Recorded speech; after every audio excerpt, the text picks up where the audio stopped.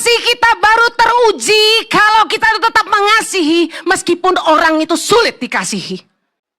Kita tuh ngadepin yang kayak gini aja sulit mengasihi kalau mau jujur ya. Apalagi kalau ada temen yang ngutang gak bayar gitu. Aduh, Tuhan Yesus. Gampang gak kira-kira mengasihi? Punya suami, males, pelit, bosi, tukang perintah. Makan aja gak bisa ngambil sendiri. Suka marah-marah. Mata keranjang lagi. Yang kayak gini, gampang gak dikasihi? Jujur bapak, ibu-ibu, gampang gak kira-kira? Amit-amit. Gantian. Punya istri. Udah gak cakep. Gendut. Males. Tukang ngomel. Ya kan? Taunya tukang ngerongrong. Duit melulu. Kayak gini gampang gak dikasihi? Gampang gak bapak-bapak? Kok takut sama istrinya? Aduh. Tetapi kasih itu baru teruji ketika kita disakiti.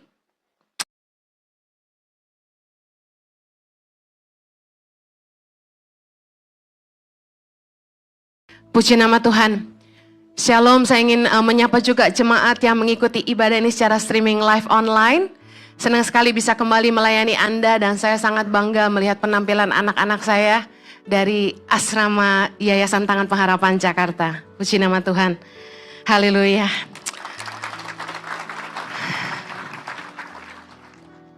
Kalau Anda tahu dari mana mereka berasal, Anda akan ikut menangis bersama saya, ya. Dan Tuhan sangat baik. Hari ini saya akan khotbah tentang kasih yang teruji. Sangat mudah bicara kasih. Bahkan orang Kristen suka ngajarin kasih. Tapi kasih itu baru terbukti kalau kasih kita itu diuji. Yang mengerti katakan amin. Jujur banyak orang Kristen gagal menghidupi kasih, termasuk orang-orang yang menyebut dirinya sendiri hamba Tuhan. Itu kalau udah disakiti, dihianati, dilukai, dikecewakan, merasa tidak dihargai, udah kasih hilang, lenyap, bersayap, dan hilang di udara. Saya menyaksikan dengan mata kepala sendiri dan pribadi juga menghidupinya, bahwa mengasihi itu nggak mudah. Hal tersulit di dalam mengasihi adalah ketika kita harus mengasihi orang-orang yang sangat menyakiti kita. Tapi kasih kita baru teruji kalau kita itu bisa mengasihi justru orang-orang yang telah berbuat jahat, yang telah menyakiti kita. Matius 5 ayat 38 sampai 39 kita akan banyak belajar dari Yesus tentang kasih. Karena Yesus enggak cuma mengajarkan, tapi dia menghidupi. Katakan amin. Ayat 38 sama-sama. Kamu telah mendengar mata ganti mata dan gigi ganti gigi. Tetapi aku berkata kepadamu, janganlah kamu melawan orang yang berbuat jahat kepadamu. Melainkan siapapun yang menampar pipi kananmu, berilah juga kepadanya pipi kirimu. Coba gampar pipi kanannya pelan-pelan aja. Sakit gak? Tahu gak? Ditampar itu menyakitkan. Yesus mengambil contoh, siapapun yang menampar pipi kananmu, berikan pipi kirimu. Tahu gak? Orang tuh kalau ditampar, pedasnya itu sampai ke hati. Dan langsung pengen. Istri nampar suami, keplak. Suami langsung, pak, balas. Gak gampang loh mengasihi orang. Apalagi ketika kita sangat tersakiti dan kita harus kasih pipi kiri. Rasanya mustahil. Mata ganti mata, gigi ganti gigi. Itu kita. Dunia berkata, kalau orang baik sama saya lebih baik sama mereka.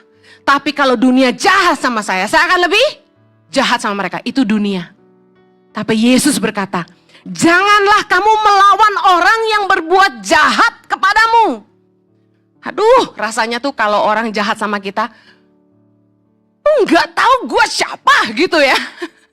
Emang lu siapa? Nggak gampang. Katakan sama-sama saya, kasih tidak berbuat jahat.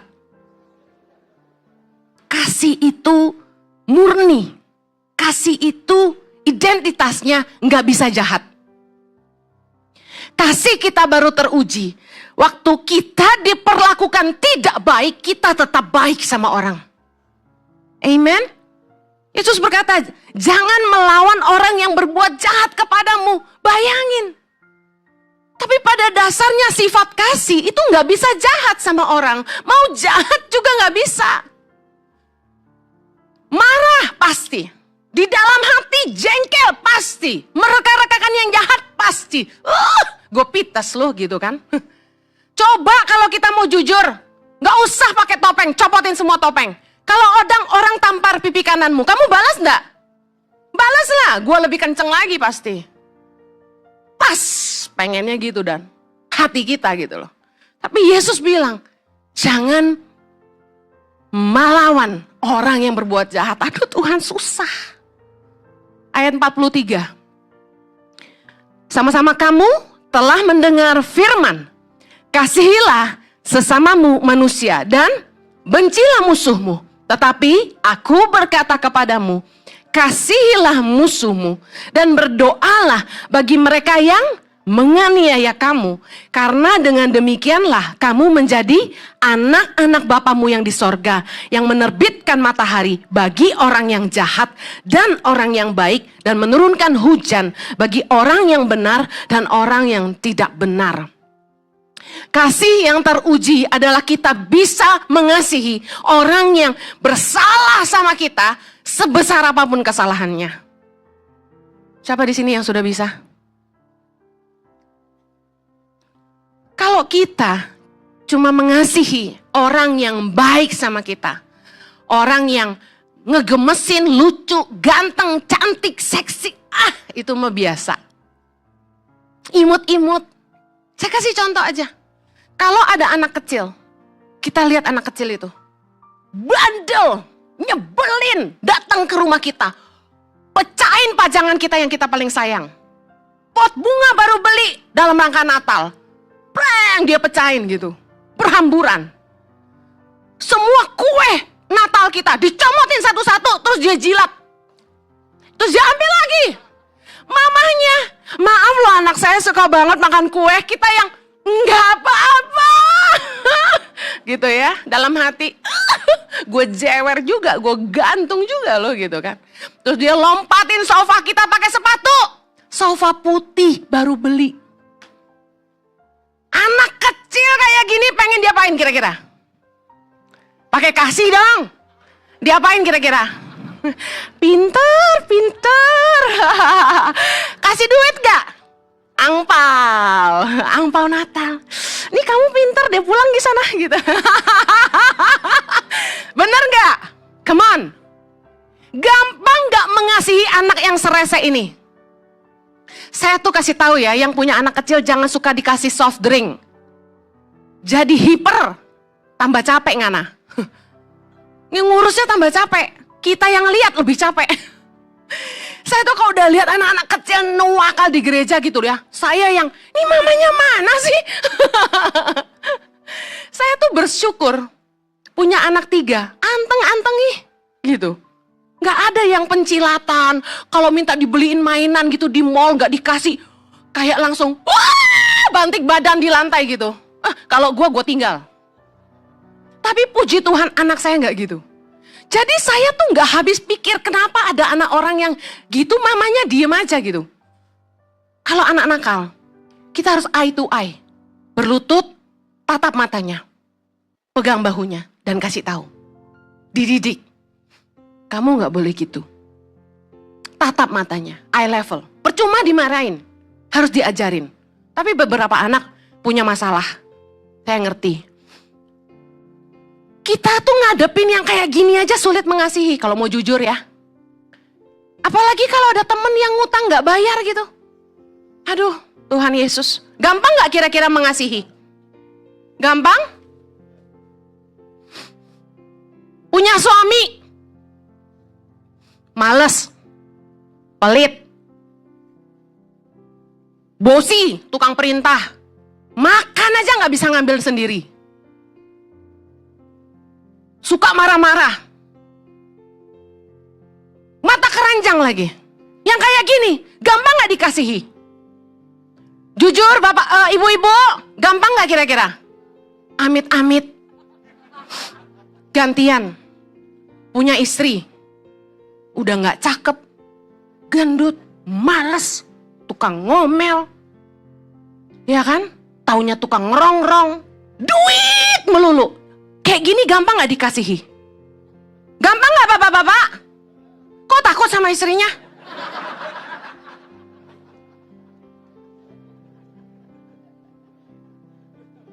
Aduh. Tetapi kasih kita baru teruji kalau kita tetap mengasihi meskipun orang itu sulit dikasihi. Matius 5 ayat 46, Yesus berkata gini, apabila kamu mengasihi orang yang mengasihi kamu, apakah upahmu? Bukankah pemungut cukai juga berbuat demikian? Dan apabila kamu hanya memberi salam kepada saudara-saudaramu saja, apakah lebihnya daripada perbuatan orang lain? Bukankah orang yang tidak mengenal Allah pun berbuat demikian? Karena itu haruslah kamu sempurna sama seperti Bapamu yang di sorga adalah sempurna. Ampun.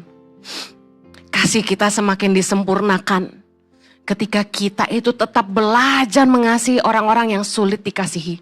Saya kasih tahu sejujurnya. Sejujurnya. Jadi gembala tuh susah. Susahnya apa?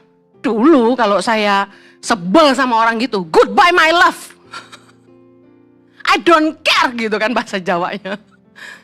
Tapi sekarang, meskipun nyebelin, bukan kamu, pas mandang kamu aja loh ya. Meskipun nyebelin banget tuh orangnya, dikasih tahu nggak mau berubah, gitu. Aku tetap sayang. Susah gitu. Harus bisa sabar. Doain lagi. Bentar-bentar bilang gini, aku gak senang di sini. Aku tak keluar aja dari Ici. Rasanya tuh kalau bukan gembala gini, ya keluar aja tuh ya. Repot. Tapi kalau gembala gak bisa gitu, Bos. Kamu kenapa sih? Jangan gitulah. Kita butuh kamu loh di sini. Ici, we are family. Anda pikir gampang? My God. Tapi Yesus kasih kita teladan yang luar biasa. Karena kasih itu baru teruji ketika kita disakiti. 1 Petrus 2 ayat 23. Sama-sama. Ketika ia dicaci maki, ia tidak membalas dengan mencaci maki. Ketika ia menderita, ia tidak mengancam. Tetapi ia menyerahkannya kepada Dia yang menghakimi dengan adil. Yesus itu suruh kita tidak boleh membalas perbuatan jahat orang. Dan apa yang Dia kasih lihat kita? Waktu Dia dicaci maki, Dia tidak balas. Waktu Dia menderita, Dia nggak mengancam. Anda tahu nggak sih? Waktu Dia dilucuti pakaiannya, dipermalukan, Anda ditelanjangin depan orang banyak gitu, kira-kira gimana? Anda punya power mengeluarkan laser dari matamu. Anda bisa nyemburi api dari mulutmu. Kira-kira apa yang Anda lakukan kalau Anda sampai ditelanjangin? Dia dicambuk, ditusuk lambungnya, disiksa, dipermalukan, diludahi, difitnah, disalib, dicaci maki sama orang-orang kurang ajar itu. Anda bayangkan kalau saya yang jadi Yesus, saya keluarkan semua aura ketuhanan, gitu kan. Paling enggak kasih lihat cahaya-cahaya dikit biar kabur gitu. Tapi ketika Dia menderita, Dia tidak mengancam ya. Kalau kita punya power dikit doang songong. Ngana tara tahu kita siapa? Ngana tara tahu kita papa tuh siapa? Kamu nggak tahu saya siapa? Nggak tahu kamu? Saya juga nggak tahu. Belum tahu dia saya bisa apa gitu. Kita kan gitu, bener nggak? Kita kalau disakiti kita ngancem. Kita sama suami, gua ancem. Dulu kalau marah sama Jojo, saya pikirin gua ancem apa biar dia berubah ya. Saking sulitnya, suami kok nggak mau denger nasihat istri. Gua ancem aja dulu. Awas lo ya, Kamu kalau nggak gini, aku nggak tak layani kamu. Hai. Ngancamnya urusan itu terus. Yesus dia menderita, dia tidak ngancam. Tapi dia menyerahkan kepada dia yang menghakimi dengan adil. Kasih Yesus itu teruji ketika dia tergantung setengah mati di atas kayu salib. Caci maki gak keluar. Ancaman gak keluar. Apa yang keluar? Kasih dan doa buat mereka yang bersalah. Yesus itu kesakitan aja, kecewa aja, sakit, menderita aja. Masih mikirin keselamatan umat manusia. Lukas 23:34 berkata, Yesus berkata, ya Bapa, ampunilah mereka. Sebab mereka tidak tahu apa yang mereka perbuat. Bayangin. Coba bayangin. Tak marahin. Orang sakitin kamu. Bisa gak doa gitu? Bisa gak? Atau gue bales dia. Yesus doain. Waktu orang nyakitin kita, bisa gak kita doain? Wow. Kalau Anda mau sembuh dari lukamu, kalau kamu mau sembuh dari kepahitanmu, ini loh teladan Yesus. Dia berdoa buat orang-orang yang bersalah kepadanya. Powerful banget. Ini loh kasih. Kasih itu mengampuni orang yang bersalah. Saya tuh disakiti orang banyak. Saya juga nyakiti orang banyak, sama-sama lah. Tapi satu kali, saya punya staf yang sangat melukai saya. Sampai omongannya tuh loh, terekam di alam bawah sadar saya. Kata-katanya jahat sekali gitu. Heran saya, selama dia kerja tuh dia baik gitu. Tapi ketika mau berhenti, keluar aslinya. Kata-katanya itu penuh dengan kata-kata nista. Wah, dia kata-katai saya itu kata-katanya terekam di alam bawah sadar saya.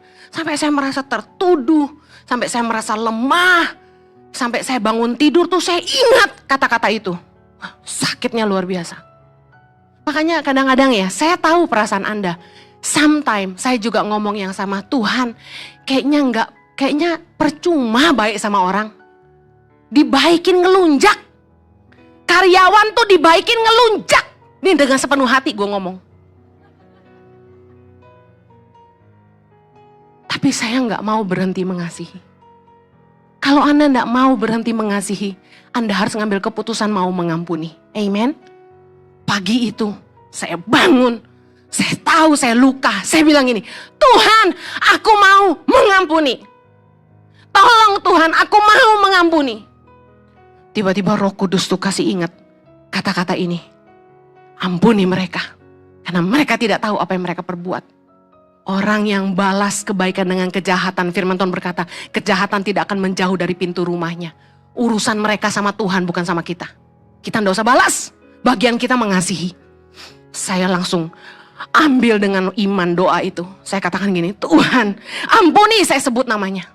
Ampuni dia. Karena dia tidak tahu apa yang dia perbuat. Saya ulang-ulang terus doakan itu. Pagi hari itu juga saya kasih tahu. Ada breakthrough terjadi. Tiba-tiba kayak toilet di flush. Boom.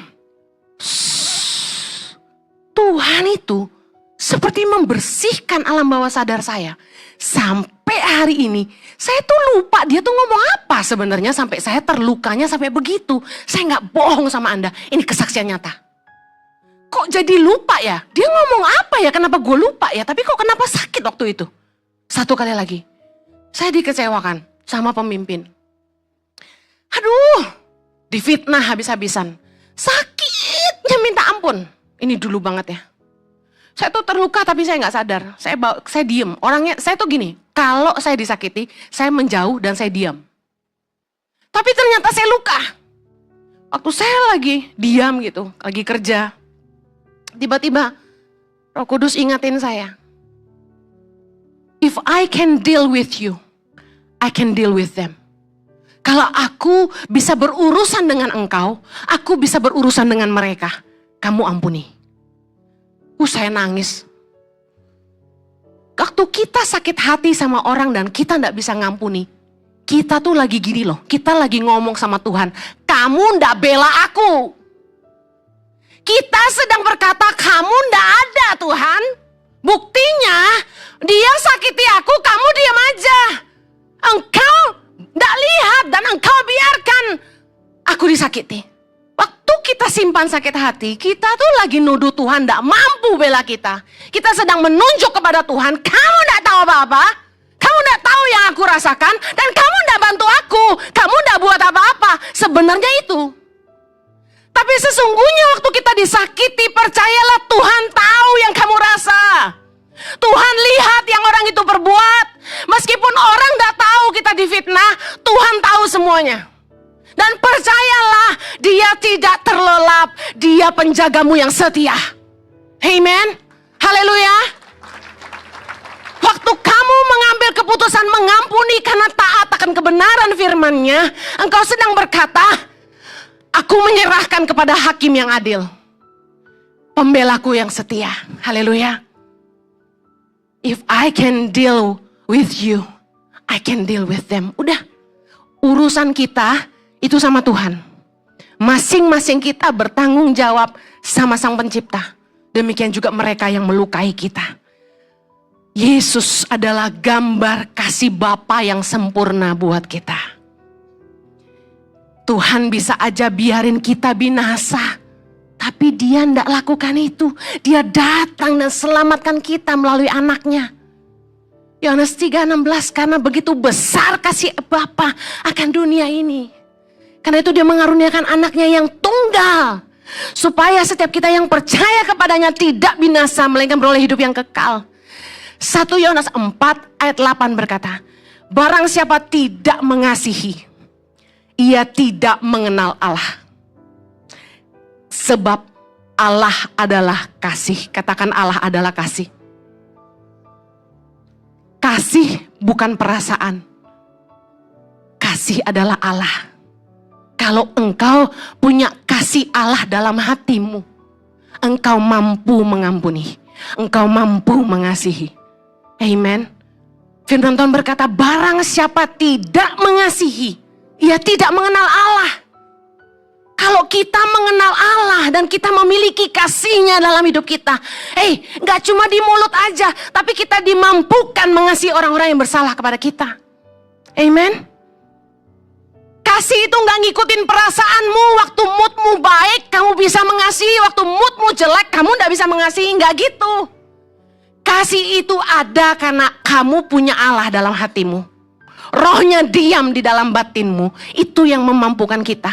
Karena itu Anda harus percaya Anda dikasihi Allah. Anda harus percaya Bapa mengasihi Anda. Karena ketika Anda percaya akan kasih-Nya, hatimu dipenuhi dengan kasih yang luar biasa. Engkau dimampukan untuk mengasihi sesama manusia. Kita bisa mengasihi karena Tuhan terlebih dahulu mengasihi kita. Karena itu kita harus sadar, saya dikasihi Allah. Pejam matamu, pegang tanganmu di dada. Katakan, Tuhan mengasihi aku. Bapa di sorga mengasihi aku. Yesus mengasihi aku. Aku terima kasih-Nya. Karena kasih Tuhan yang memampukan kita untuk terus mengasihi semua orang yang bersalah kepada kita. Kasih kita justru akan diuji ketika kita disakiti oleh orang-orang yang terdekat dengan kita. Saya kasih tahu, kalau yang nyakitin kita orang jauh, kita bisa bilang, EGP, emang gue pikirin. Tapi kasih kita baru teruji ketika kita diuji dalam beberapa konflik yang terjadi dalam beberapa level hubungan, terutama orang-orang terdekat. Siapakah mereka? Orang tua, pasangan, saudara sekandung, ipar, mertua, sahabat, pemimpin, orang kepercayaan. 7 level hubungan ini akan Tuhan izinkan menjadi alat penguji kasih dalam hidup kita. Pernah nggak Anda dikecewakan sama orang tua? sama pasangan, saudara sekandung, disakiti ipar mertua, sahabat, pemimpin orang kepercayaan. 7-7-nya saya sudah. Kasih membuat kita mampu mengampuni. Itu saya alami. Saya teringat Raja Daud. Raja Daud itu diuji dalam 7 level hubungan ini juga. Dia tidak diakui oleh orang tuanya. Dia direndahkan oleh kakak-kakaknya. Dia bahkan ingin dibunuh oleh mertuanya yang juga rajanya, yaitu pemimpinnya. Daud direndahkan oleh istrinya Mikal. Daud juga dikejar-kejar ingin dibunuh oleh anak kandungnya sendiri, yaitu Absalom. Bayangkan, wow. Dengan Jonathan dia tidak terluka, tapi Jonathan mengasihi dia. Tapi dalam 6 level hubungan lainnya, Daud disakiti. Kita lihat respon Daud. Waktu Daud punya kesempatan untuk membunuh Saul, mertua sekaligus rajanya, dia tidak lakukan itu. Di padang gurun En-Gedi, kalau Anda ke Israel, kita kebiasa ke En-Gedi. Di dalam sebuah gua ada air terjun. Dikatakan Saul sedang buang hajat. Dan disitulah para pengikut Daud berkata, inilah kesempatanmu karena Tuhan telah menyerahkan dia ke dalam tanganmu. Apa yang dilakukan Daud? Daud bisa aja bunuh Saul saat itu. Daud dikejar-kejar mau dibunuh, bayangin. Tapi apa yang Daud lakukan? Dia tidak balas dengan kejahatan. Meskipun dia selalu dikejar-kejar Saul, Daud memutuskan untuk tidak membunuh Saul. Dalam 1 Samuel 24 ayat 11, Daud berkata kepada Saul demikian, ketahuilah, pada hari ini matamu sendiri melihat bahwa Tuhan sekarang menyerahkan engkau ke dalam tanganku dalam gua itu. Ada orang yang telah menyuruh aku membunuh engkau, tetapi aku merasa sayang kepadamu karena pikirku, aku tidak akan menjamah tuanku itu, sebab dialah orang yang diurapi Tuhan. Lihatlah dahulu ayahku, lihatlah kiranya punca jubahmu dalam tanganku ini. Sebab dari kenyataan bahwa aku telah memotong punca jubahmu dengan tidak membunuh engkau, dapatlah kau ketahui dan kau lihat bahwa tanganku bersih daripada kejahatan dan pengkhianatan, dan bahwa aku tidak berbuat dosa terhadap engkau, walaupun engkau ini mengejar-ngejar aku untuk mencabut nyawaku. Tuhan kiranya menjadi hakim di antara aku dan engkau. Tuhan kiranya membalaskan aku kepadamu, tetapi tanganku tidak akan memukul engkau. Ini kasih. Lihat, dia panggil Saul dengan 2 kata, raja dan ayah.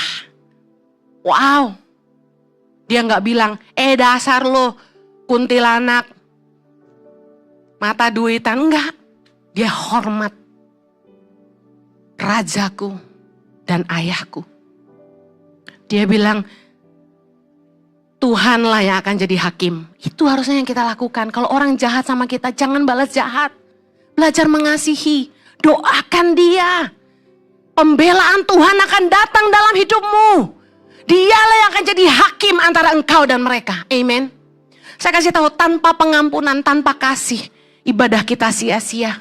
Yesus berkata dalam Markus 11 ayat 25, jika kamu berdiri untuk berdoa, ampunilah dahulu sekiranya ada barang sesuatu dalam hatimu terhadap saudara seseorang, supaya juga Bapamu yang di sorga mengampuni kesalahan-kesalahanmu.